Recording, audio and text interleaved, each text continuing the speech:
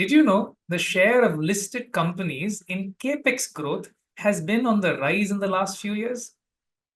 Before we get to listed companies capex, let's first talk about private sector capex. While public sector capex has a services bias, private sector capex always has a manufacturing bias and now stands with 1/3 share in manufacturing. Back to where it was before the pandemic. FY24 saw moderation in private sector capex on the back of manufacturing and a drop in the services sector capex, particularly in the trade hotel space. Private capex currently is seen to be relatively more muted in comparison to public sector capex.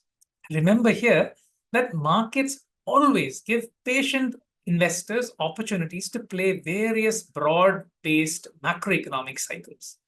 Muted global growth and the ongoing global uncertainties around US tariffs always tend to weigh down and have a direct influence on the investment climate and, as a result, capex.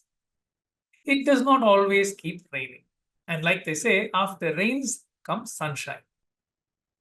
So when global and domestic growth momentum picks up with reducing uncertainties, private capex always tends to perk up. Until then, public sector capex tends to step in to offset the weakness in a counter-cyclical way. Now for the listed universe bit. Data on capex of listed and unlisted companies taken from CMI's aggregation of cash flow statements of 26,000 plus companies show us a fascinating trend. Listed companies' capex reiterates a bottoming out in FY24 as well. The share is rising. It's okay, but how is the growth? FY24 saw 10% plus growth for listed companies' capex. Now, while this is certainly lower than the immediate few years, it is the highest growth seen since FY12 until the pandemic. Mutual fund investments are subject to market risks. Read all scheme-related documents carefully.